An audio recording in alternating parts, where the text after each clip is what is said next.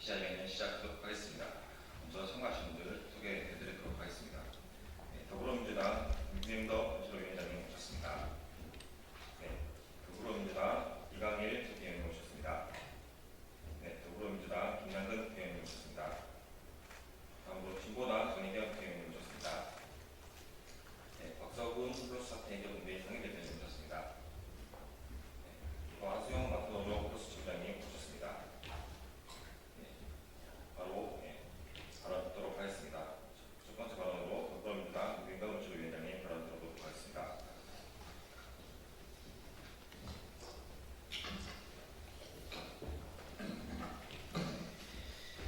네, 힘 없는 자들의 힘 더불어민주당 물질위원회 물질위원장 윤병덕 국회의원입니다. 어제 3일 회계법인이 발표한 조사보고서 이를 근거로 홈플러스는 그 즉시 인가전 M&A 계획을 공고했습니다. MBK 파트너스의 청산 시나리오가 구체적으로 드러난 것입니다. 홈플러스는 자산 6조 8천억 원, 부채 2조 9천억 원에 불과해서 순자산만 3조 9,500억 원에 이릅니다. 결국 기업을 존속시키는 것이 장기적으로도 더 높은 가치를 창출할 여지가 분명합니다. 그럼에도 홈플러스와 MBK는 청산가치 3조 7천억 원을 내세워 부채를 정리하는 뒤 차익을 남기겠다는 계산표를 완성한 것으로 보입니다. 어제 발표된 조사보고서의 내용 중 계속 기업가치 2조 5천억 원과 청산가치 3조 7천억 원을 비교해보면 청산가치가 1결 더 높아 보이지만 이는 부동산, 물류센터 등 핵심 자산의 시장 매각가, 이것을 일시적으로 호가 수준으로 가정한 수치라고 봅니다. 실제로 장기 임대 수입, 회원자 할인가 적용, 물류 효율화 등 운영 개선을 통해서 얻을 수 있는 잉여 현금 흐름은 훨씬 안정적으로 예측 가능하다고 봅니다. 또한 이 계산에는 노동과 협력업체 그리고 지역경제에 미치는 파급 효과는 전혀 반영되지 않았습니다. 2만 정규직 노동자와 10만여 간접 고용 인력 그리고 수십만 개의 입점 협력업체가 M&A 직후 현장 축소, 폐점 등으로 당장 일자리를 잃게 됩니다. 일자리 감소는 소비 감소, 소비 심리 위축과 지역사건 쇠퇴로 이루어져서 단순히 계산상 이익으로 끝날 문제가 아닌 것으로 보입니다. 법원은 인가전 M&A에 대해서 조사위원과 관리인이 제시한 가치평가의 차이를 투명하게 검증을 먼저 해야 된다고 봅니다. 이 사안은 단순한 M&A의 허가사항이 아니라 고용과 지역경제 보호를 전제로 한 재생 방안이 같이 수립되어야 되는 사안입니다. 더불어민주당 물질위원회는 이 사안을 엄중하게 다루고 있습니다. 자산 매각이 아닌 사업 개선과 고용 보호가 가능한 진짜 회생 로드맵을 입법으로 뒷받침하겠다는 말씀을 드립니다. 국회가 할 수 있는 모든 조치를 하겠습니다. 브랜드는 자본이 만들어냈지만 그 가치를 집행하는 것은 현장에서 땀 흘리는 우리의 노동과 삶입니다. 물질위원회는 힘 없는 자들의 힘이 되겠습니다. 감사합니다.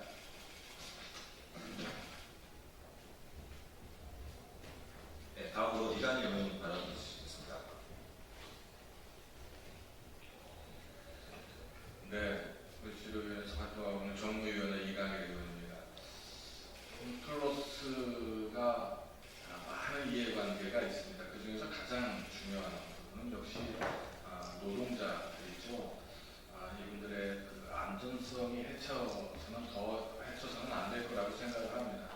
저는 홈플러스가 정상화되기를 원합니다. 그래서 많은 제2의 관계자들이 좀 서로의 이해를 구할 수 있고 서로의 문제를 토론할 수 있고 서로의 입장을 얘기할 수 있는 허심탄회한 자리가 좀 만들어졌으면 좋겠다 이런 생각이고요. 그런 부분에서 우리나라의 지역 경제와 우리나라의 경제, 유통시장에서의 충격을 좀 덜 주는 방향으로 진행이 되기를 희망해 봅니다. 그리고 그리고 기자회견 같은 걸 통해서 보도자료 같은 걸 통해서 이렇게 발표되는 것들이 그 전에 제2의 관계자들이 서로 좀 상의가 되고 수기가 좀 먼저 이루어진 상태에서 발표가 되는 것이 좀 올바른 방향이 아닐까.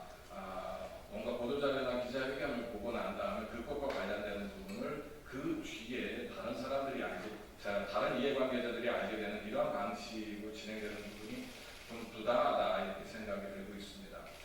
어제 그 법원을 통해서 MBK 파트너스 측에서 보도자료를 낸 걸로 알고 있습니다. 이 부분에 대해서 또 다른 계획을 발표하게 되는 것이고, 그다음 제 이해관계자들이 또 상당히 많은 혼란 속에 또 쌓이게 되는 거 아니겠습니까? 이러한 부분들은 절차적인 부분에서도 서로 빨리 소통 창구가 잘 만들어져서 서로 상생을 협의하는 그런 시스템이 좀 마련됐으면 좋겠습니다. 다 좋게 잘 해결되길 바라고요. 국민 경제에도 다시는 이런 일이 좀 발생되고 재발되지 않도록 하는 그런 시스템도 저희 국회에서 좀 만들 수 있도록 노력해 보도록 하겠습니다. 이상입니다. 네, 다음은 김남근 의원님 발언 주시겠습니다.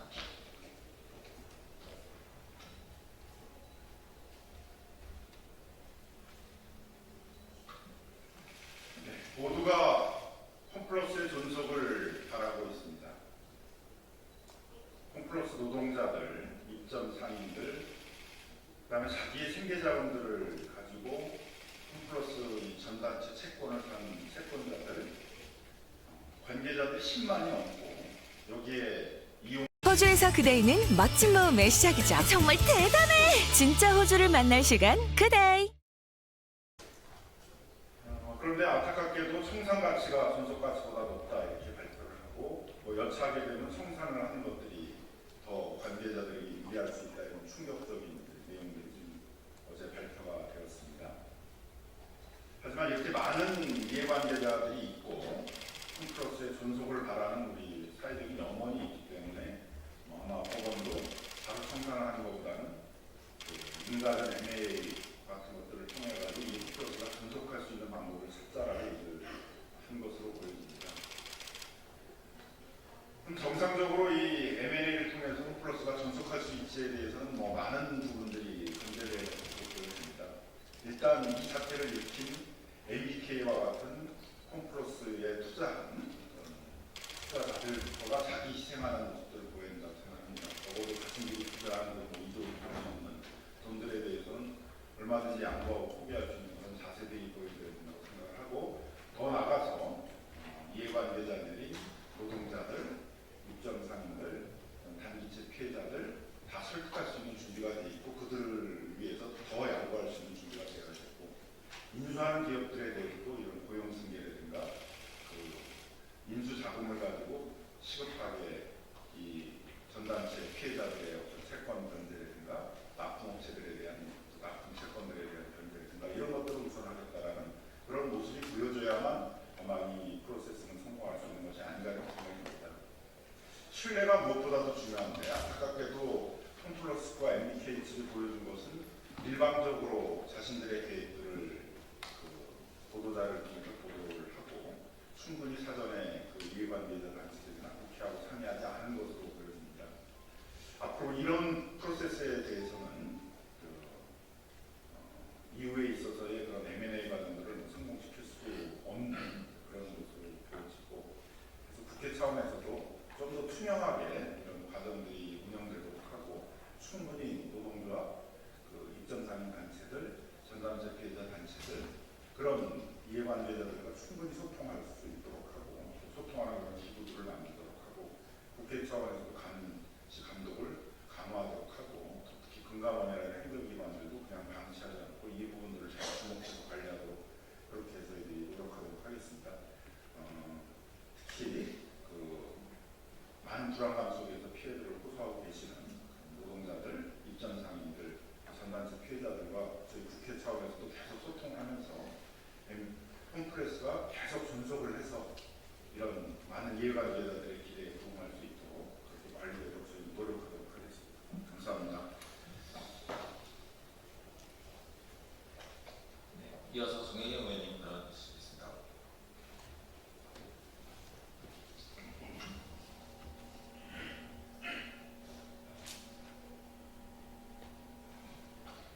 진보당 비정규직 노동자 국회의원 정혜경입니다.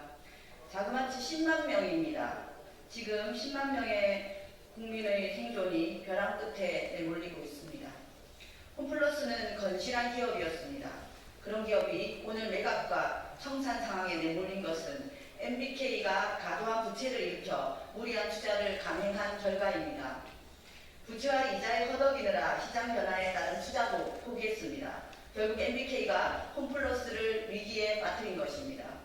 국회는 이 사태를 절대 자시해서는 안 됩니다. 새 정부도 출범했으니 하루빨리 국회를 정상화시키고 열리지 못했던 홈플러스 사태를 해결하기 위한 청문회를 열어야 됩니다. 국민의힘 윤한홍 위원장님 하루빨리 청문회를 개최하실 것을 촉구합니다. 사기와 약탈로 점철된 사태의 책임을 규명하기 위해서 나서야 합니다. M&A가 진행된다면 정부가 적극 개입하여 공공적 감시 체계를 마련하고 사회적 대화기구를 통해서 노동자와 지역사회의 참여를 보장해야 합니다. 기업을 돈 버는 기계로 취급하는 것은 구시대적 관점입니다. 돈이 된다면 모든 불법과 편법을 능가시대는 지나가야 합니다. 홈플러스는 10만 명의 삶이 달린 공동체이며 고용과 지역 경제를 책임지는 사회적 전제로 보는 것이 선진적 경영관입니다. 정부는 이제라도 MBK의 직접 투자와 자구 노력을 강제하기를 촉구합니다. 저는 이 자리에서 분명히 밝힙니다. 홈플러스를 지키기 위한 싸움은 곧 경제 정의를 지키는 싸움입니다. 국회에는 정부는 그리고 우리 모두는 국민의 편에 서야 합니다. 진보당도 국민과 함께 싸우겠습니다.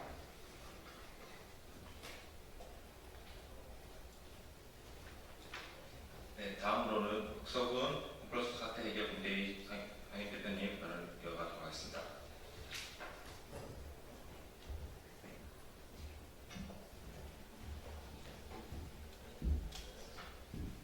홈플러스 사태 해결에 대한 문제의 상임대표로 일하는 박석구입니다.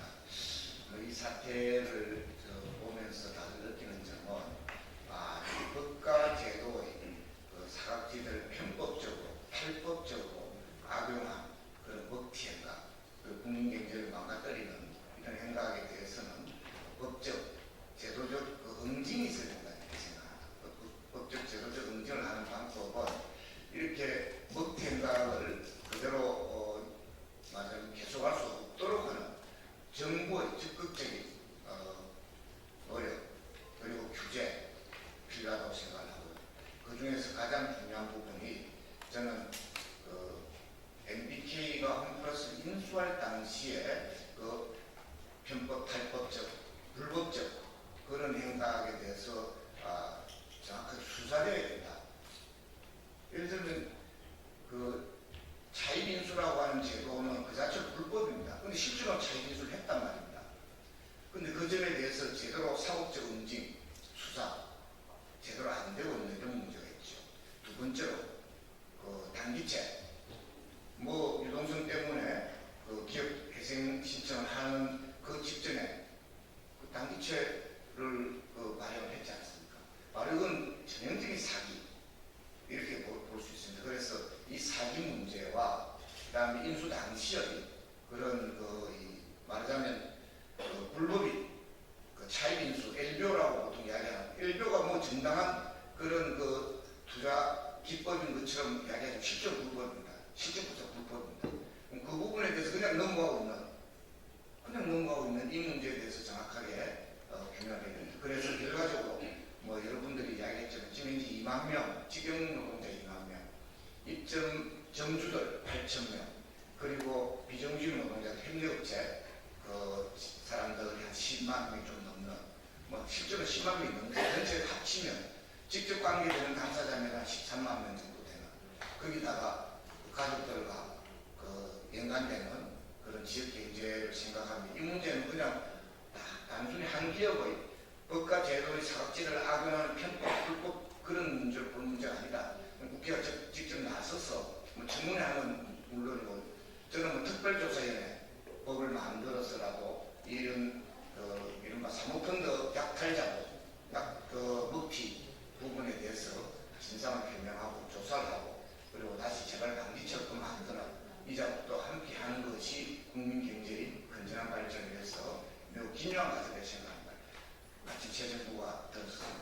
재정부 기획과제 중요한 하나로 이 문제가 진행되기를 희망합니다. 감사합니다.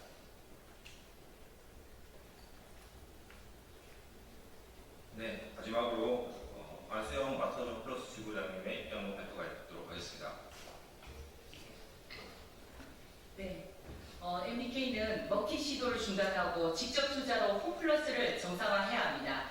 사회회계법인은 홈플러스 조사 보고서에서 홈플러스의 청산 가치가 계속 기업 가치보다 더 높게 나왔기 때문에 투자 유치 등 외부 자금 조달 또는 M&A를 통한 외부 자금 투입이 필요하다고 발표하였습니다.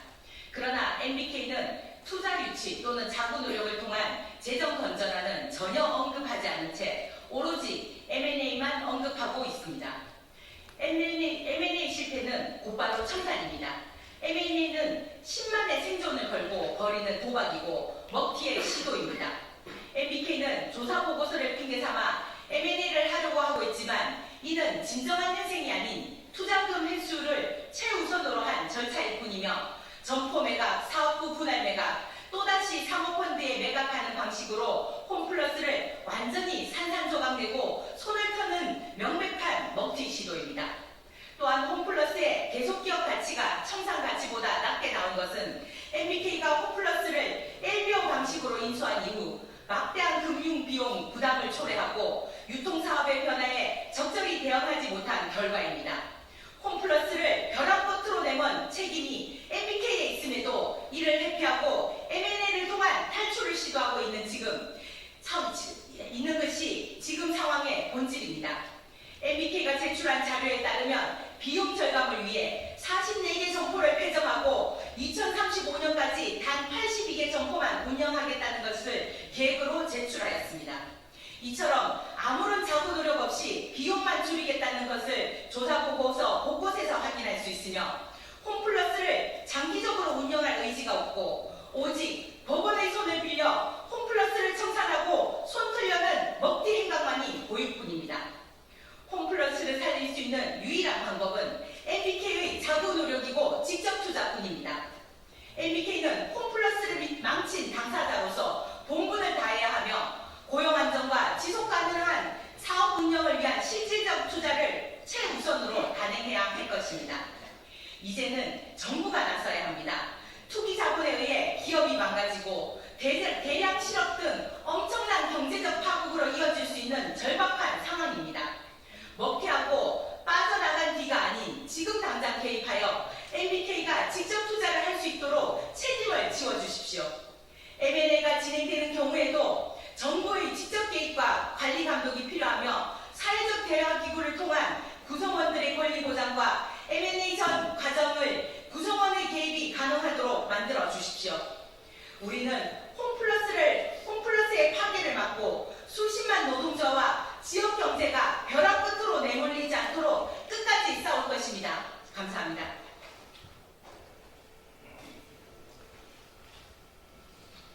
네, 준비된 발언을 마치겠습니다. 원래 입장 뉴스도 함께 하시기로 했었는데 사장님께서 상관 못하셨고 나중에 보도자료를 제시하도록 하겠습니다. 원리금 보장, 분리과세, 가상금리가 다 되는 개인 투자용 국채역입니다. 지금 개인 투자용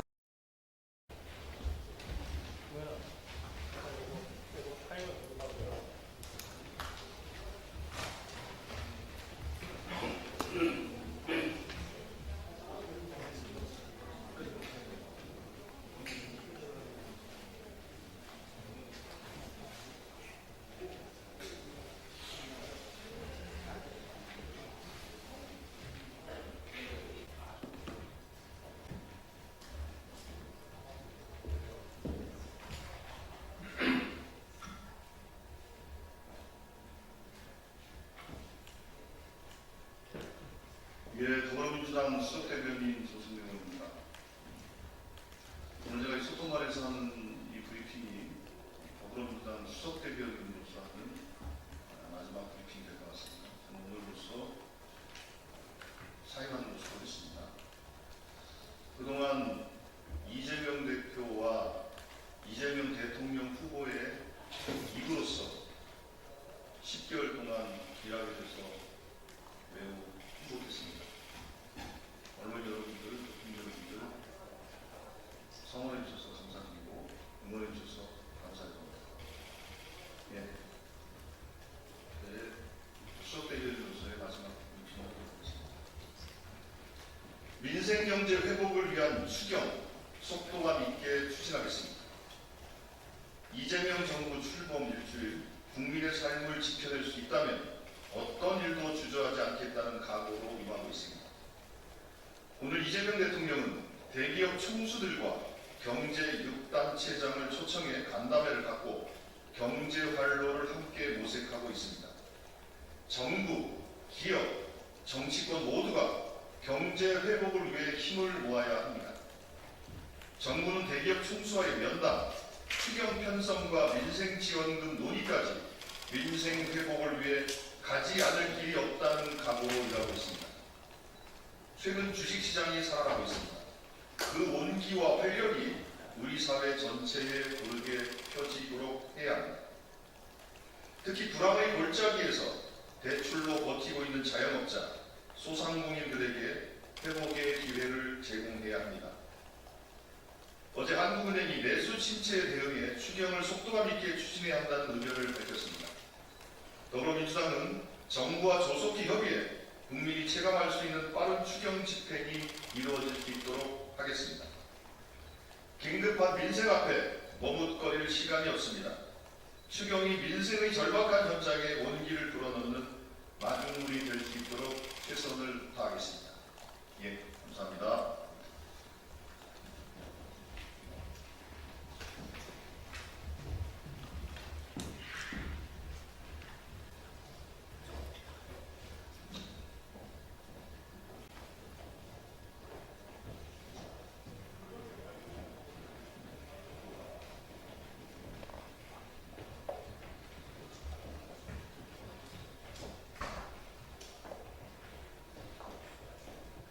네, 안녕하십니까. 더불어민주당 서울간호가 국회의원 정태호입니다.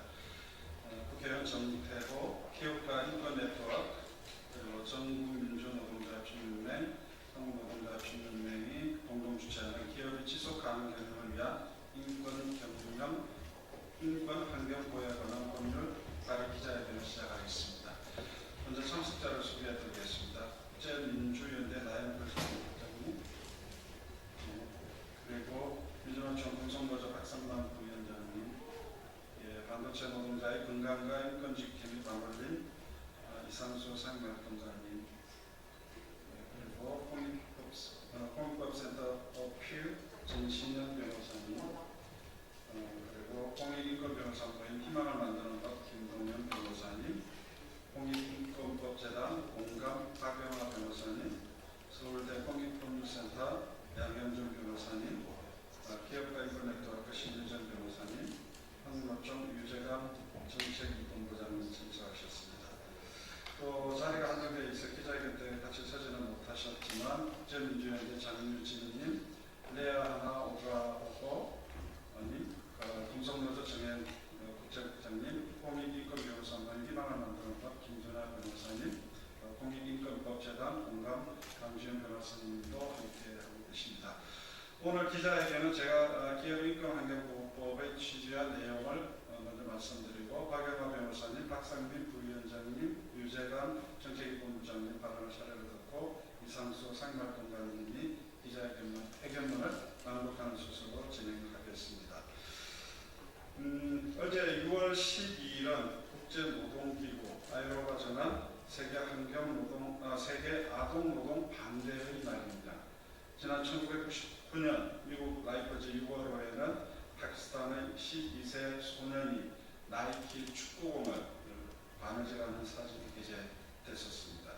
아이들에게 꿈을 줘야 할 축구공이 제3국의 가난한 아동노동을 착취해 만들었다는 사실이 알려지면서 미국 소비자단체를 중심으로 불매운동이 벌어졌고 주가 폭락과 그동안 쌓아온 브랜드 이미지에도 큰 타격을 입힌 사건이었습니다.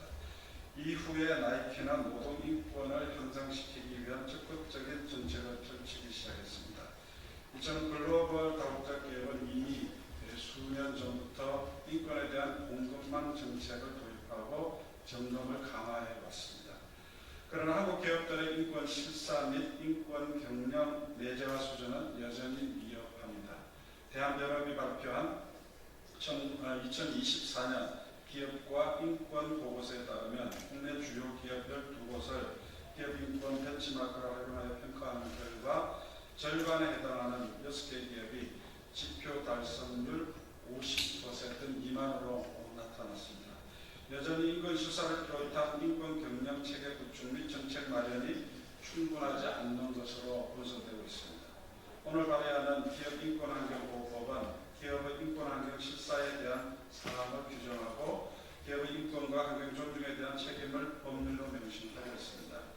EU 등의 실사 지침을 고려해서 대상 기업의 범위를 상시 근로자 500명, 매출액 2천억 이상 기업으로 정하고 기업의 대응 능력을 고려해서 중소기업은 일단 적용 대상에서 제외했습니다.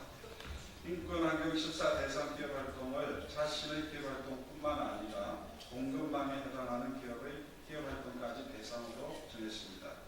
정부로 하여금 기업이 인권환경 실사를 원활히 이행할 수 있도록 인권환경 실사 관련 지침과 정보 공개 표준을 마련하고 컨설팅, 교육, 훈련, 시스템 구축 등을 지원할 수 있도록 하고 중소기업에 대해서는 별도의 지원을 제공할 수 있도록 하였습니다.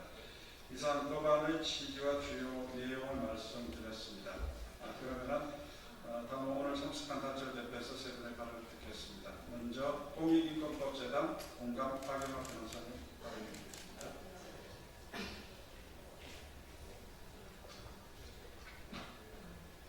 기업과 인권 네트워크는 오늘 대한민국 국회에서 기업인권환경실사법이 발의되는 것을 환영합니다.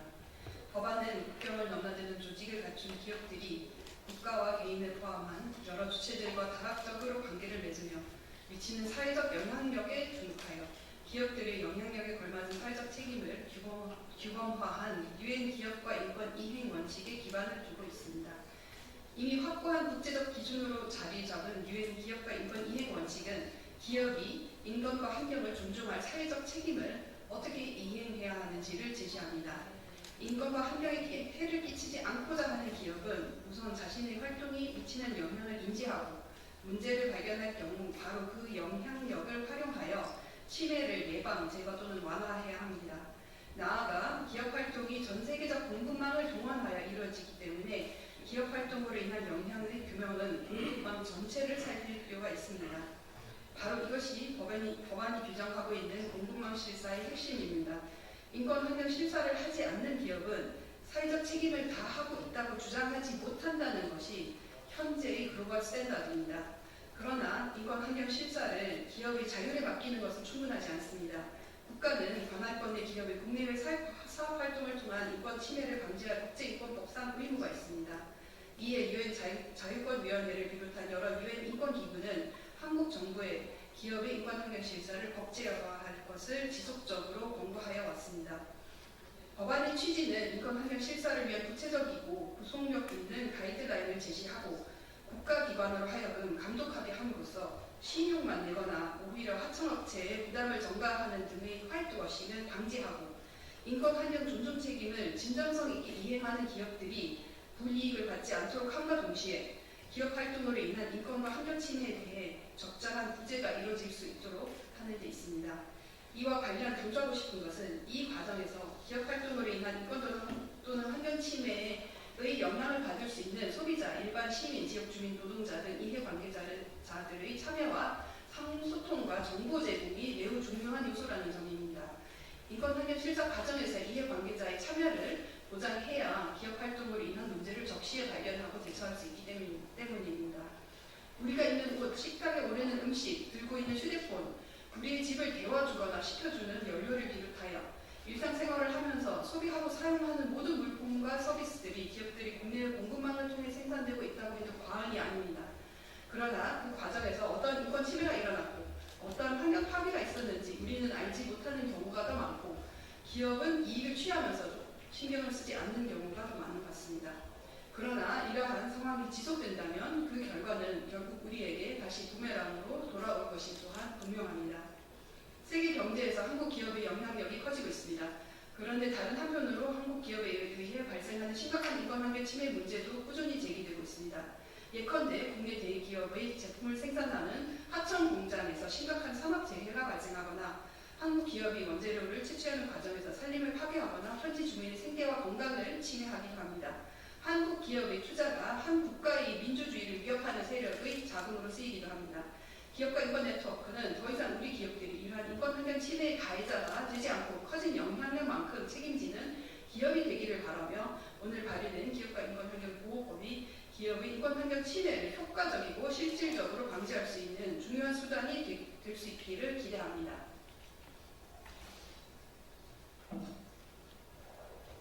예, 다음으로 민주노총 음성노조 박상남 부위원장님 말씀드립니다.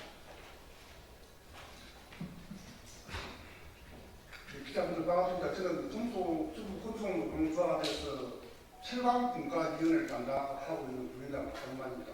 반갑습니다. 안녕하십니까. 민주노총 건설노조 부위원장 박상만입니다. 건설노조는 기업인권항쟁 실사법이 발의되는 것을 환영합니다. 21대 대선 질의에서 건설노조는 최상위 기업이 공급망 전체에서 이익이 되는 말은 공급망의 인권 존중을 의무로 책임다한 다가의 찬성 여부를 질의했습니다. 이어서 6월 11일 민주노총 건설노조, 화성식품노조, 한국노총, 건설노조이 함께 구성한 장대노총 제조연대가 기업의 공급망 인권 책임 강화를 공동 요구하는 국대 핵심 의제를 대통령실에 제출했고, 같은 날 건설노조 1만 간부 결의대회를 국회 앞에서 개최하였습니다. 오늘은 박정혜 건설노조 한국옵티컬 하이테크 지회 수석 부지회장 동지가 공장 옥상에서 3일 동안 묻는 날씨에 고공농성을 시작한 지 524일째 달하는 날입니다. 핵심적인 결정권에 있는 일본 이토 덴코의 결정으로 하루아침에 노동자들이 직장을 잃고 한국 고객사에 계속 납품하기 위해 니토 덴코 펜텍 공장에 생산 불량이 일어나였습니다. 노동임금 부정적 영향을 사전 평가 없이 일방적으로 국내 지역의 사회 노동자에게 고통 증가와 고통 증가 형태의 철수를 하고 여성 노동자 한 몸으로 저항하고 고용 승계에 들어갈 것을 요구하고 있습니다. 반면에 니토 덴코의 결정으로 7명의 조합은 고용 승계를 쉽게 해결할 수 있는 상황임에도 이미 물량을 이전받은 펜텍 공장은 156명을 추가 채용한 상황입니다. OECD 투자위원회도 인권 실사의 핵심적인 요소가 실사 각 단계에서 이해관계의 참여로 꼽히는데 피해를 바로잡기에 우선적으로 대화를 해야 하는 영향받는 이해 당사자인 노동조합과 대화를 해야 합니다. 그러나 너무나 부재한 우리나라 법체계에 니토 덴코의 결정에 따른 공급망 노동자 피해에 대한 고용 승계를 위한 대화를 거부하며 책임을 회피하고 있습니다. 이는 국내의 가정만이 아닙니다. 오늘날 국제노총의 조사에 따르면 글로벌 기업을 위한 상품을 생산하는 노동자 무려 94%가 공급망에서는 숨겨진 노동자로 경제적 사용자에 의해 직접 고용되지 않고 있습니다. 작년 2월에 미국 수출엔 수천 대의 차량의 전장 부품을 생산하는 노동자들의 노동기본권 침해로 해당 부품 교체까지 미국 시장에 진입 못하여 원청의 공급망에 노동인권 침해가 계속 공급하고 있는 방식의 관리가 인권 환경에도 경제 대책이 될 수 없음이 확인되고 있습니다. 이미 2012년 유엔 기업가 인권 이행 기도 원칙, 2011년과 2023년에 개정된 OECD 다국적 기업 가이드라인, 그리고 1977년 개정되고 2017년, 2022년 갱신된 국제노동기구 다국적 기업과 사회 정책에 관한 3자 원칙서는 등 국제 규범이 확립되어 있습니다. 그러나 알고 있는 이러한 국제 규범이 국내의 규제 프레임워크로 투명하게 제공되어야 준비될 수 있습니다. 이제 한국의 주요 수출 시장인 유럽을 필두로 각종 무역 장벽이 높아지고 있는 상황에 인근 기후 관련 공급망의 선제적 대응이 필요합니다. 기자분들 잘 아시겠지만은 금속 노조와 관련되어 있는 주소의 많은 기업이 외국에 많은 투자를 하고 있습니다. 그 투자하는 과정 속에서 국내에서 진행된 도덕적 침해, 환경 파괴 등이 점차 더 글로벌화되고 있습니다. 이제는 글로벌 트렌드에 걸맞는 한국 기업답게 국제사회에 책임과 의무를 다해야 된다 생각합니다. 금속 노조는 인근 시사 관련된 법안이 제정될 수 있도록 함께 끝까지 최선을 다하겠습니다. 고맙습니다. 네, 감사합니다. 다음 한국노총 유재관 정책기본부장님 발언드리겠습니다. 네, 한국노총에서 노동인권 사회정책 국제본부를 담당하고 있는 정책기본부장 유재관입니다. 먼저 한국노총은 오늘 정태우 의원께서 대표 발의하신 거래 지속가능 경영을 위한 인권환경보호법 입법 발의를 진심으로 환영합니다. 다들 잘 아시겠지만 기업이 재무 성과로만 평가받는 시대는 이미 지났습니다. 정보의 전달이 급속도로 진행되는 현대에서는 재무 성과가 아무리 좋은 기업이라도 사회적으로 비난을 받거나 논란이 되는 부정적인 비재무적 이슈가 생긴다면 해당 기업의 지속 가능성에는 치명적인 타격이 있을 수밖에 없습니다. 따라서 기업의 지속 가능 경영을 위해서라도 인권 환경 보호는 재무적 성과 이상으로 중대한 그리고 필수적인 경영자의 의무이기도 합니다. 그러나 탄소 국경세나 EU 공공방 실사 지침 그리고 세계 각국의 ESG 공시 의무나 미 증권거래소의 기후 공시 의무화 등의 세계적인 이러한 흐름에도 불구하고 국내에서는 아직도 부족한 인식에 더불어 불편한 규제점으로 치부하는 경향이 없지 않습니다. 이대로라면 국내 기업은 기후위기 대응과 ESG 경영에 대한 뒤처진 인식으로 세계 시장에서의 경쟁에서 살아남을 수 없습니다. 특히 수출 주도의 국내 기업 그리고 그 공급망에 연계된 중소기업들까지도 매우 심각한 타격을 받을 수밖에 없을 것입니다. 그나마 ESG 경영을 주창하는 유수의 국내 기업들마저 부적절한 평가 기준이나 임의적이고 주관적인 평가 등에 그치고 있기 때문입니다. 따라서 오늘 정태우 의원께서 대표 발의하신 기업의 지속가능 경영을 위한 인권환경보호법은 인권과 환경보호를 위한 법안으로 보이시겠지만 크게 보면 국내 기업의 세계 시장에서의 경쟁력을 위한 최소한의 안정장치를 구축하는 기업의 경쟁력을 보호하는 그런 법안이기도 합니다. 또한 이재명 대통령께서 후보 시절에 세운 기업의 ESG 도입 및 확산 지원법 제정 공약도 이러한 인식과 맞닿아 있습니다. 저는 오늘의 입법 발의를 환영함과 동시에 조속한 법안 처리 실행을 기대하고 또 한국노총은 기업의 지속과 발전 그리고 노동 존중을 위해서 앞으로 적극적으로 공작을 하도록 하겠습니다. 감사합니다.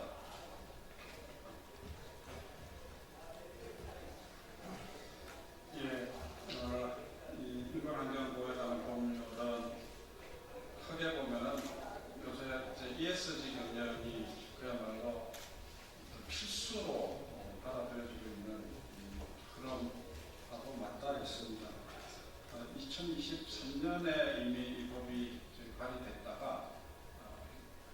21대 임기가 끝나면서 처리가 못됐는데 22대 국회에서는 반드시 처리할 수 있도록 저희들이 노력하고 있습니다. 이 기업과 임금 문제는 단순히 경제적 리스크가 단위가 아니라 글로벌 사회에서 기업의 신뢰, 명성을 지키는 중요한 요소로 작용하고 있습니다. 따라서 인권환경 실사는 기업에게 부담이 아니라 오히려 장기적으로 기업의 지속 가능성과 경쟁력을 높이는 기회가 될 것이라고 확신합니다. 오늘 공동주최는 저와 기업가 인권네트워크, 또 전국민주노총연맹, 한국노동자총연맹은 22대 국회에서 이 법이 통과될 수 있도록 최선을 다하겠습니다. 마지막으로 반올림 이상철 건강님의 기자회견만으로 기자회견을 마치겠습니다.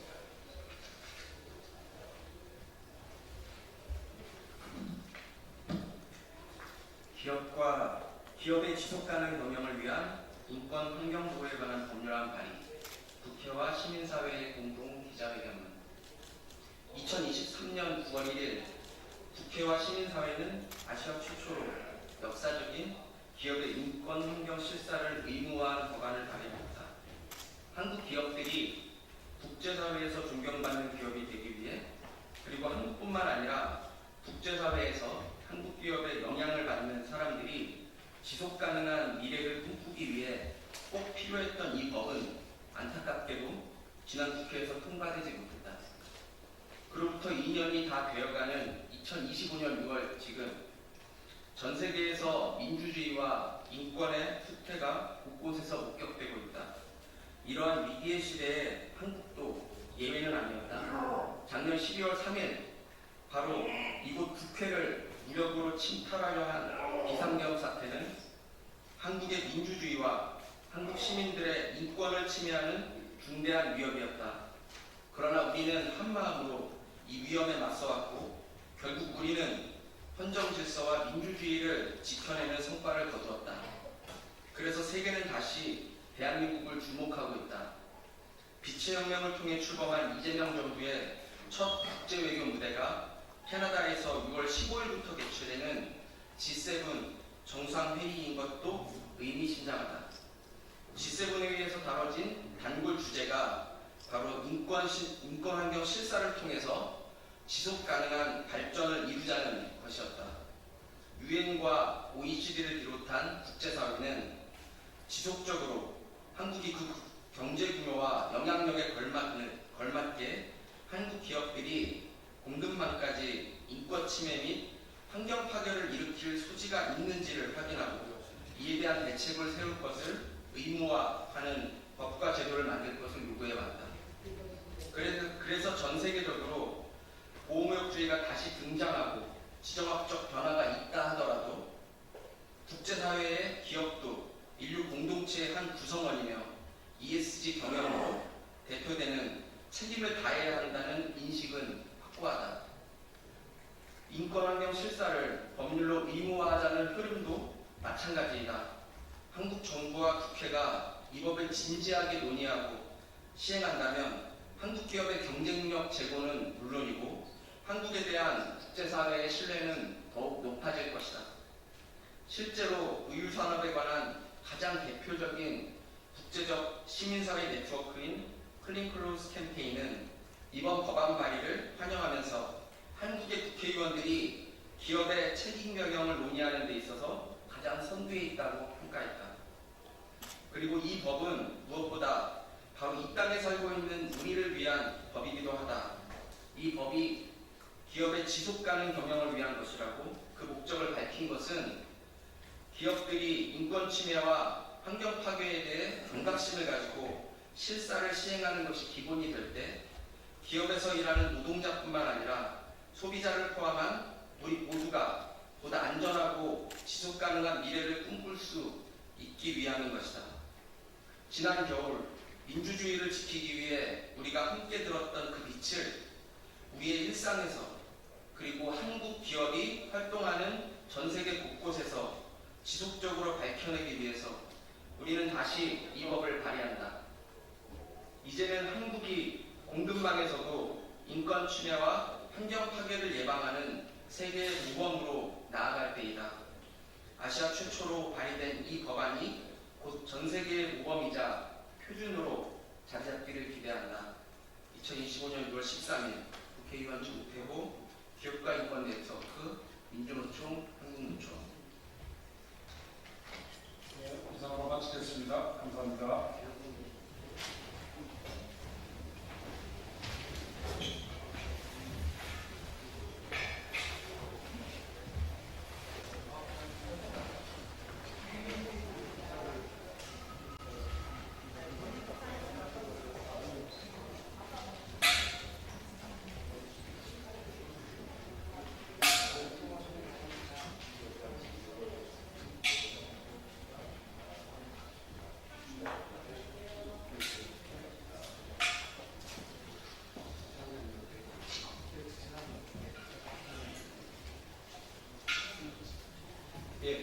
고맙습니다. 기자 여러분 안녕하십니까? 저는 더불어민주당 수원정제 국회의원 이준혁입니다. 여러분 혹시 알고 계시나요? 장생탄광 수몰사고 1942년에 조선인 강제 노동자들이 일본 야마구치현에 장생탄광으로 끌려가서 거기서 엄청난 고통을 받다가 끝내 백삼십육군이 탄광 안에서 숨을 대서 돌아가셨습니다. 그러나 해방된 지 80년, 한일 국교 수립된 지 60년이 되는 지금까지도 이분들의 유해는 발굴되지 못하고 있습니다. 산자가 죽은 자에게 역할을 해야 되는데 거꾸로 죽은 자들이 산자를 살리는 이 상황 속에서 죽은 자들이 아직도 자신들을 찾아달라고 산자들에게 이야기하고 있음에도 불구하고 아직도 산자들이 그 역할을 하고 있지 못합니다. 그러나 여기에 계신 이분들께서 그 엄청난 세월 동안 바다 밑에서 수장되어 고통받고 계시는 그분들의 유해를 찾고자, 그분들의 명예를 회복하고자, 그분들이 어떻게 돌아가셨는지 진상을 밝히고자 노력을 해오고 계십니다. 이번 다음 주에 제5차 장생탄광 방문단이 결성되었고 무려 60여 분 이상이 그 참가전에 참여하고 있습니다. 물론 저도 이분들과 함께 가고 있습니다.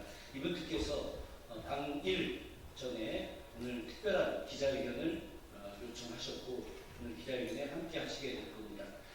기자회견과 관련된 사례는 장생탄광 5차 방문단의 신상균 선생님께서 해주시겠습니다. 네, 장생탄광 방문이 작년에 시작이 돼서 다음 주에 5차 방문을 하게 되었습니다. 그리고 2달 전에 장생탄광 희생자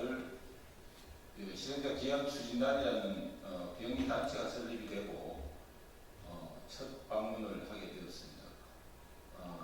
김준혁 의원님께서 3차에 함께 방문을 해주셨고 또 이번에 5차에 함께 하시게 돼서 좀 더 국회 차원에서의 활동에 큰 힘이 되고 있습니다. 이번 5차 방문의 단장을 맡으신 대구대학교 조덕호 명예교수님이 간단히 5차 방문 계획을 설명드리겠습니다. 안녕하십니까. 방금 소개받은 대구대학교 조덕호입니다. 20여 년 전부터 지금 위안추진단의 최공개 대표와 일본의 역사를 새기는 분에서 계속 추진을 하다가 지난해부터 1차에서 이번에 5차까지 가게 됐습니다. 저는 3차에서 5차를 맡고 있는데 6월 18일부터 24일에 갑니다. 특히 이번 방문이 굉장히 의의가 있는 것은 장생탄광에서 6월이 나올 가능성이 굉장히 높아졌습니다.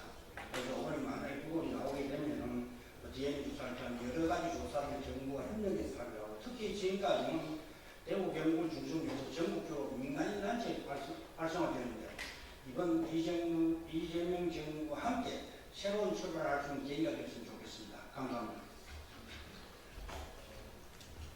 네, 다음은 장생탄광 희생자 기양 추진단의 향후 활동 방향 그리고 이재명 정부에 바라는 요구사항 등을 기양 추진단의 서봉태 대표께서 간단히 설명드리겠습니다. 지금 이재명 정권이 들어섰거든요. 들어섰는데 지금 대통령께서 취임식 첫날 제3자 변제를 시소할 것이냐는 그런 부분 많이 지시입니다만 시기에 대해 가지고 어떻게 말씀하시냐면은 사죄할 것은 사죄하고 협력할 것은 협력하자 그렇게 말씀을 하셨는데 그래서 그 대통령의 대일 정책과 관련되어 가지고 이게 현실화시키기 가장 좋은 게 장생탄광 부분입니다. 왜 그러냐면은 이 장생탄광에 저희 가서 만약에 유고를 찾게 되면은 이시바 총리가 사죄하지 말아야죠. 사죄를 할 수밖에 없을 겁니다. 그래서 우리가 그런 노력을 안 하고 일본에 대해서 사죄하라고 하는 것은 쓸데없는 마찬가지로 일어날 가능성이 많고 우리 이재명 대통령의 실용주의적 대일 정책하고 맞지 않습니다. 그래서 저희들은 이번에 우리 지금 김준혁 의원님께서 가십니다만 우리나라 정치인들을 대표해서 대통령에 가르면서 가신다고 생각을 해요. 찾아오면은 이시바 총리가 반드시 사죄를 할 겁니다. 왜 그러냐면 그분은 일본군 위안부 문제에 대해 가지고 이 피해자들이 그만하라 할 때까지 사죄해야 된다는 아주 실용적인 철학을 갖고 있기 때문에 이 장생탄강 요금 방문을 계기로 해서 이 일본군 위안부 문제도 해결하고 감성 문제가 다 해결하기를 바라고 있습니다. 그래서 기자회견을 있도록 하겠습니다. 장생탄광 희생자가 귀향 추진단은 2025년 6월 18일부터 2박 3일간의 일정으로 일본 후계시 장생탄광에 5차 방문을 합니다. 윤석열 정권이 파면되어 처음 이루어지는 방문입니다.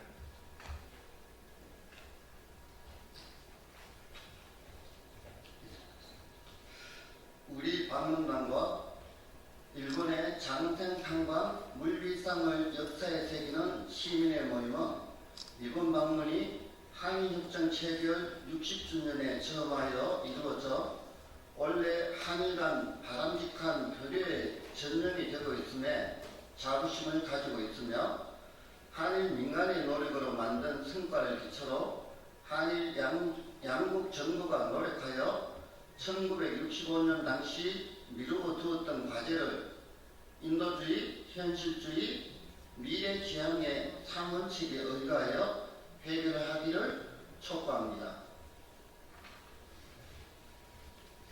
구체적으로 일본 정부는 확보된 일본 예산을 활용해 민간인들이 조사한 성과를 기초로 유물 발굴에 적극 나서주기를 촉구합니다. 한국 정부도 유물 발견을 전제로 DNA 조사, 유족 찾기를 유골이 가족의 품에 또 조속히 돌아갈 수 있도록 준비해야 할 것입니다.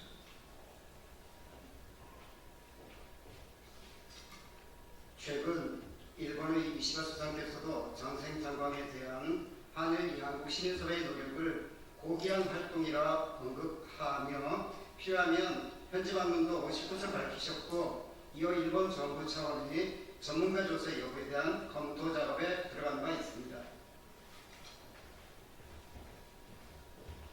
뒤 늦었지만 인도주의 차원에서 미래지향적인 태도와 평가합니다. 이를 계기로 6월 발굴에 유의미한 성과가 있기를 기대합니다. 이재명 신정부 역시 최근 4일 신의식에 취임하여 사과할 것은 사과하고 협력할 것은 협력하자고 제안한 바 있으니 최대한 협력하여야 할 것입니다. 이와 관련하여 장생탄광 희생자 유골 수속에 노력하고 있는 일본 시민들은 새로운 이재명 대통령 시대에 면담을 요청하고자 하고 있습니다. 이에 응답하기를 촉구합니다.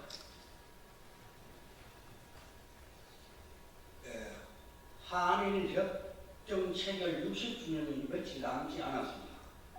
양국 언론도 양국 민간인들의 공동 노력을 양국 시민들에게 제대로 알리고 한일 양국 정부는 향후 주도 사업과 역사 개성을 위한 작업에 공동 노력하여야 할 것입니다. 2025년 6월 13일 장생탄광 희생자 귀향주입니다. 예, 이상으로 기자회견을 마치면서 해방 이후 그 80년의 굴욕과 반역의 역사들에 좀 미루를 찍고 앞으로 새로운 80년 한일 평화의 시대, 동북아 평화의 시대를 여는데 이 장생탄광의 한일 시민연대 사업이 단순한 하나의 해묵은 한일 간의 하나의 현안인 것이 아니라 이 해결 작업을 통해서 새로운 평화의 시대로 가는 길목에 큰 일이라는 것을 다시 한번 말씀드리고자 합니다. 이상 기자회견을 마치면서 인사와 가름하고 나갈 때 자료를 드리도록 하겠습니다.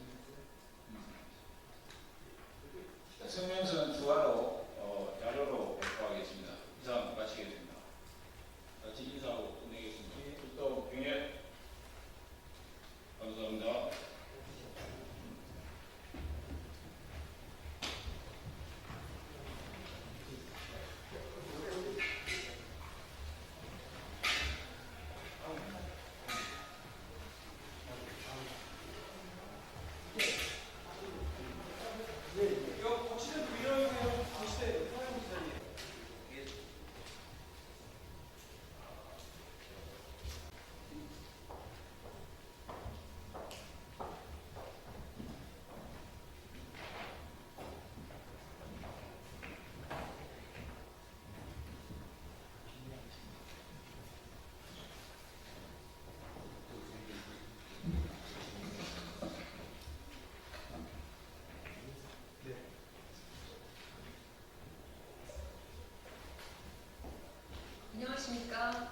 조국혁신당 국회의원 강경숙입니다. 저는 오늘 후보에게 총을 겨눈 친일 경력 백선엽을 영웅으로 미화하는 영화를 국회에서 상영한다는 소식에 충격을 금하지 못하며 강력한 규탄을 함과 동시에 민주주의와 역사를 바로 세우기 위해 이 자리에 섰습니다. 먼저 함께 회견에 참여하신 분들을 소개해 올리겠습니다. 조국혁신당 백선희 의원님, 조국혁신당 역사 바로 세우기 특별위원회 김강년 위원장이십니다. 김미양 의원님, 그다음에 박흥수 의원님, 네, 그리고 경기도당 조국혁신당의 경기도당 이범수 당원님이십니다. 그리고 조국혁신당의 전국대의원 대회 권희상 의장님 아직 오고 계시죠? 네, 광복회 이혜석 대의원님이십니다. 네. 2025년 6월 13일 우리는 경악과 분노를 금할 수 없다. 민주주의의 상징이자 국민 주권의 전당인 국회에서 민간인 학살과 친일 경력으로 오랜 논란의 중심이 되었던 백선엽을 영웅으로 미화하는 영화가 상영된다는 사실은 충격 그 자체이다. 이 상영회를 주최한 정당은 헌법을 유린하고 개혁령이라는 이름으로 내란을 기도하다가 헌법재판소에 의해 파면된 윤석열 정권이 정당 국민의힘이다. 이 정당이 반성과 책임은 현영, 민주주의와 승리한 이 시점에 다시 역사 왜곡과 독재의 향수를 불러일으키려 한다는 것은 단순한 과거 회귀가 아니라 의도된 퇴행이며 민주공화국에 대한 정면 도전이다.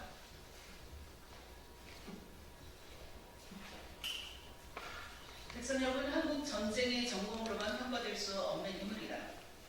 그는 일제강점기 간도 특설대 복무하며 항일 무장 세력을 통솔하는 임무에 참여했고 스스로도 동포에게 총을 겨눈 것은 사실이었다고 고백했다. 해방 후 국방경비대에 입대한 그는 일본 군에서의 군사 경험을 기반으로 빠르게 승진하였고 1951년 지리산 일대에서 진행된 쥐잡기 작전을 지휘하며 수많은 민간인을 빨치산으로 규정하고 학살한 책임자다. 진실화해를 위한 과거사 정리위원회는 그의 지휘하에서 발생한 산청, 거창, 광양, 충북 지역의 민간인 학살 사건을 공식적으로 규명한 바 있다. 피란민 가족, 유아, 부녀자들이 협조자, 부역자 혹은 국방제복을 입었다는 이유만으로 사살되었고 이는 국제인권법이 금지하는 집단 응징과 무차별적 살상 행위에 해당한다.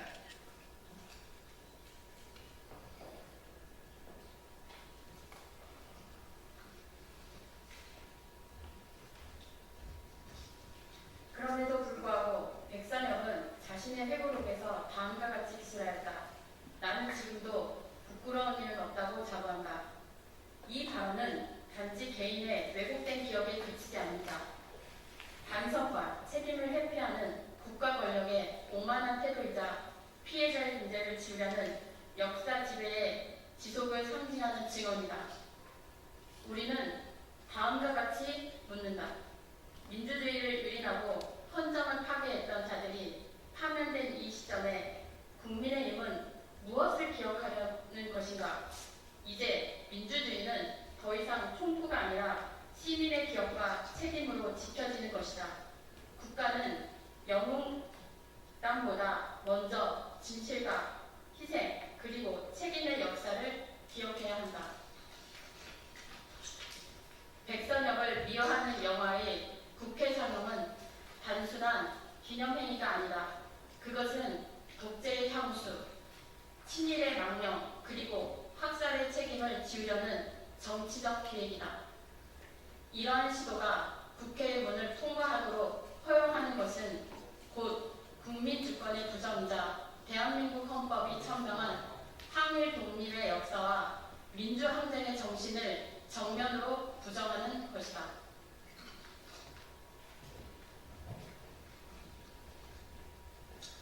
우리는 다음과 같이 촉구한다.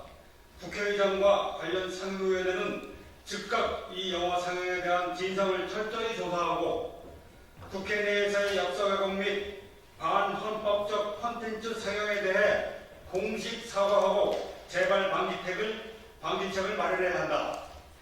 국민의힘은 친일과 독재의 과거와 단절하지 못한 채 역사 왜곡을 선동하고 민주주의를 조롱하는 행위를 즉각 중단하고 책임 있는 입장을 공개적으로 표명해야 한다. 국회는 공적 공간이 특정 정파의 역사전쟁 수사로 악용되지 않도록 공공공간의 역사윤리 지침을 제정하여 제도화해야 한다.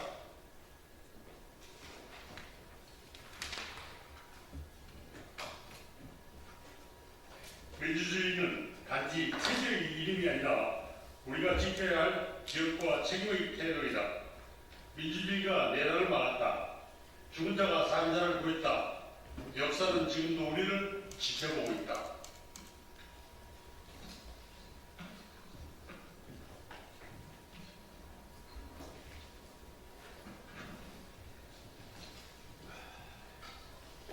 저는 작년 7월 광복회 독립영웅 아카데미 수강생들과 함께 독일에 다녀왔습니다.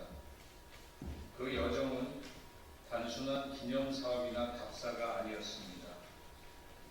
그것은 죽은 자들이 살아있는 이들의 어깨에 조용히 손을 얹는 순간들이었습니다. 우리는 베를린의 거리 곳곳에 박힌 작은 걸림돌 슈톨퍼슈타인 앞에 멈춰 섰습니다. 한 사람, 한 이름, 한 생을 기억하는 그 돌 하나 앞에서 우리는 말없이 고개를 숙였습니다. 거기에는 아무런 웅장한 기념비도 거대한 설명도 없었습니다. 그러나 거기에는 진심이, 책임이, 다시는 되풀이하지 않겠다는 결의가 깃들어 있었습니다. 한강 작가는 소년이 온다에서 이렇게 썼습니다. 과거는 현재를 보았다. 죽은 자가 산 자를 구했다. 그 구절이 머릿속을 떠나지 않습니다. 홀로코스트를 기억하는 독일의 모습에서 항일 투쟁기와 전쟁, 고문과 학살을 기억하지 않으려는 우리 사회의 현실이 겹쳐졌기 때문입니다. 백선역을 영웅으로 찬양하는 영화가 오늘 국회에서 상영되는 현실, 친일 인사들이 어저씨 국가 주요 역사기관의 수장을 맡고 있는 현실, 윤석열 정부 3년 동안 우리가 마주한 기억의 왜곡과 역사적 후퇴는 단지 정치의 문제를 넘어서 한 사회가 자기 자신을 어떻게 규정하는가에 대한 근본적인 윤리의 문제입니다. 기억을 외면하는 사회는 정의를 말할 수 없습니다. 과거에 눈 감는 공동체는 미래를 만들 수 없습니다. 그래서 우리는 되묻습니다. 왜 기억해야 하는가? 그것은 단지 과거에 대한 예의가 아니라 우리가 앞으로 어떤 민주주의를 세울 것인가에 대한 실천이기 때문입니다. 역사를 잊은 민족에게는 미래가 없다. 많은 이들이 인용하는 이 말은 그 자체로 하나의 경고이며 약속입니다. 그 약속을 지키기 위해 우리는 이 자리에 있습니다. 순국선열과 민주열사들은 말합니다. 우리가 지켜낸 이 기억을 너희가 살아가야 할 정의로 만들라. 기억은 끝이 아니라 시작입니다. 기억은 단지 추모의 언어가 아니라 불의에 침묵하지 않겠다는 다짐이며 다음 세대에 부끄럽지 않게 살아가겠다는 약속입니다. 잊지 말아야 할 것은 우리가 사는 이 민주주의는 누군가의 고통 위에 세워졌다는 사실입니다. 그리고 지금 우리가 지켜야 할 것은 그 기억이 잊히지 않도록 말하고 가르치고 실천하는 일입니다. 기자회견 마치겠습니다.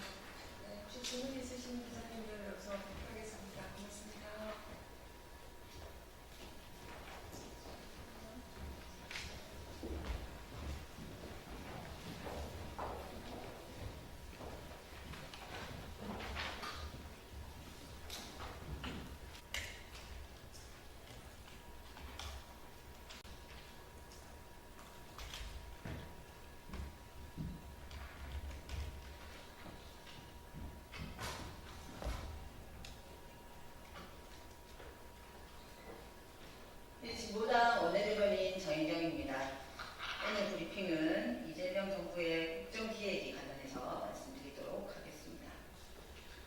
이재명 정부의 국정기획이 사회 대개혁 로드맵을 제시해야 합니다. 이재명 정부의 국정비전을 제시할 국정기획위가 16일에 출범합니다. 똑같이 인수위 없이 출범했던 문재인 정부 당시 국정기획 자문위와 비교하자면 명칭에서 자문을 떼고 위원수도 확대하는 등 실질적인 권한과 위상을 강화하였습니다. 이재명 정부의 국정기조와 주요 우선순위 정책 선정, 집행 프로세스 등이 구체적으로 담길 예정입니다. 이재명 정부는 윤석열 파면 강장의 힘으로 탄생했습니다. 따라서 국정기획위는 강장에서 분출된 내란 청산과 사회 대개혁의 열망을 오롯이 담아야 합니다. 지난 5월 9일 시민사회와 재정당이 합의한 공동선언문이 그 기준점입니다. 결선투표제, 비례성 강화 등 정치개혁, 국민참여개헌 추진, 사회대개혁위원회 거버넌스를 통한 노동기본권, 농민기본권, 성평등, 인권, 공공성 강화 등이 그것입니다. 국정기획위는 이를 얼마나 구체적으로 실현해낼 것인지 주어진 60일 안에 책임있게 하답할 수 있기를 기대합니다. 촛불혁명으로 탄생한 문재인 정부의 개혁 실패를 반면교사 삼아야 합니다. 이재명 정부의 성패는 강장의 민심에 얼마나 부응하는지에 달렸음을 기억하시기를 바랍니다. 내란에 맞서 함께 싸운 다양한 정치 세력들과 협력하고 강장의 목소리를 국정 운영과 개혁 추진의 동력으로 삼아 진정한 국민 주권 시대 완전한 승리를 만들어냅시다. 이상입니다.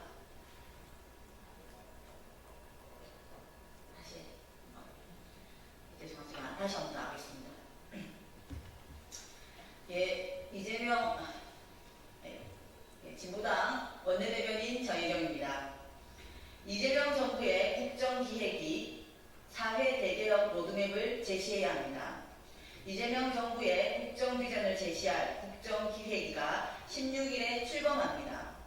똑같이 인수위 없이 출범했던 문재인 정부 당시 국정기획자문위와 비교하자면 명칭에서 자문을 떼고 위원수도 확대하는 등 실질적 권한과 위상을 강화했습니다. 이재명 정부의 국정기조와 주요 우선순위 정책 선정, 집행 프로세스 등이 구체적으로 담길 예정입니다. 이재명 정부는 윤석열 파면 강장의 힘으로 탄생했습니다. 따라서 국정기획위는 광장에서 분출된 내란 청산과 사회 대개혁의 열망을 오롯이 담아야 합니다. 지난 5월 9일 시민사회와 재정당이 합의한 공동선언문이 그 기준점입니다. 결선투표제, 비례성 강화 등 정치개혁, 국민참여 개헌 추진, 사회대개혁위원회 거버넌스를 통한 농민기본권, 노동기본권, 성평등, 인권, 공공성 강화 등이 그것입니다. 국정기획위는 이를 얼마나 구체적으로 실현해낼 것인지 주어진 60일 안에 책임있게 하답할 수 있기를 기대합니다. 촛불혁명으로 탄생한 문재인 정부의 개혁 실패를 반면교사 삼아야 합니다. 이재명 정부의 성패는 광장의 민심에 얼마나 부응하는지에 달렸음을 기억하시기를 바랍니다. 내란에 맞서 함께 싸운 다양한 정치 세력과 협력하고 강장의 목소리를 국정 운영과 개혁 추진의 동력으로 삼아 진정한 국민 주권 시대 완전한 승리를 만들어냅시다. 이상입니다.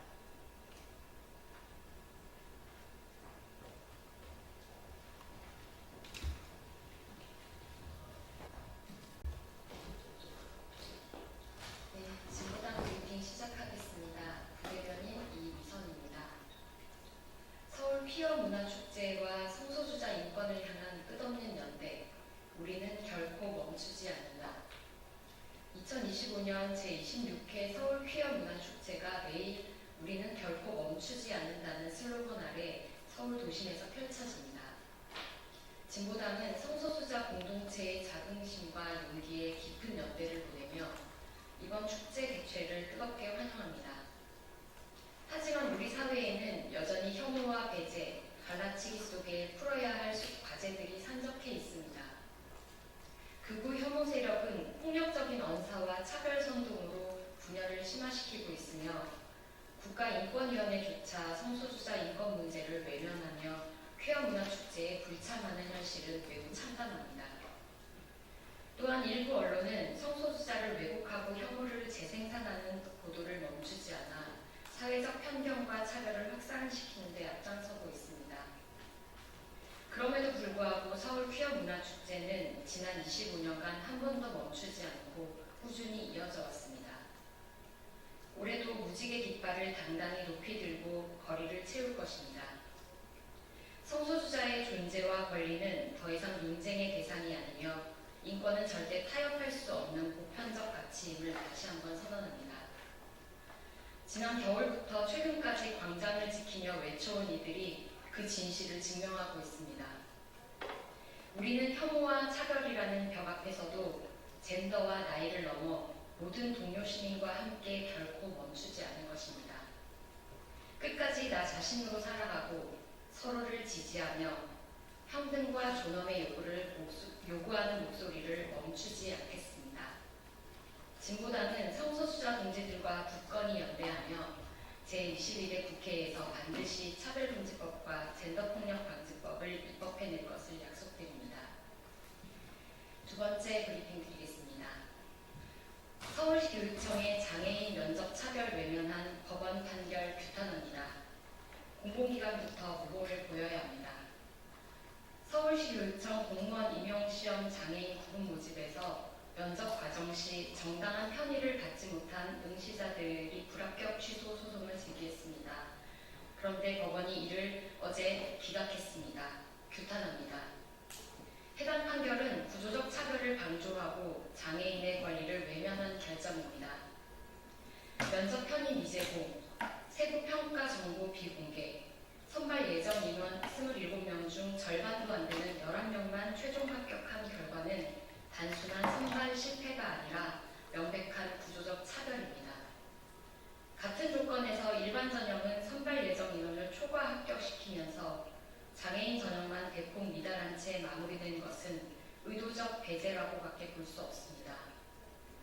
법원은 이번에도 차별의 입증 책임을 장애인에게 넘겼지만 공공기관이 모든 정보를 가진 현실에서 이는 사실상 차별구제 포기 선언이나 다름없습니다. 서울시 교육청은 면접 과정에서의 차별 여부를 투명하게 조사하고 입장을 밝혀야 합니다. 또한 공공기관부터 모범이 되어 장애인 채용에 대한 정당한 편의 기준과 절차를 표준화하고 의무화해야 합니다. 법원은 장애인 차별금지법에 따른 입증 책임 배분 원칙을 적극 반영해 마땅합니다. 공공부문부터 차별 없는 절차가 보장될 때 우리 사회 전체의 고용평등도 실현될 수 있습니다.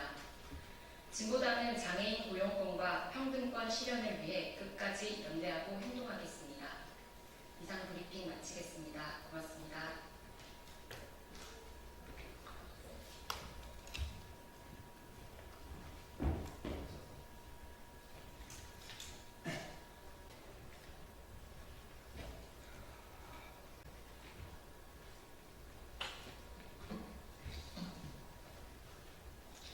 예, 더불어민주당 원내대표 후보였던 서영표입니다. 원내대표 선거가 끝났습니다. 저 서영표를 지지해 주시고 격려해 주신 국민 여러분, 당원 여러분, 그리고 우리 국회의원님께 고개 숙여 감사드립니다. 김병기 원내대표님의 당선을 진심으로 축하드립니다. 이재명 대통령이 되었습니다. 더불어민주당은 여당이 되었습니다. 이제 민주당이 똘똘 뭉쳐 이재명 정부의 성공을 위해 노력해야 합니다. 저는 지금까지 해왔던 것처럼 국민과 당원을 위해 열성을 다해서 일하겠습니다. 내란의 완 완전한 종식과 대한민국의 경제 회복을 위해 국회의원 서영교 더 최선을 다하겠다 이런 말씀드리며 다시 한번 저를 지지하고 격려해 주신 당원 여러분, 국민 여러분 그리고 국회의원님들께 감사 말씀드리며 더 거듭나는 모습을 보여드리도록 하겠습니다. 감사합니다.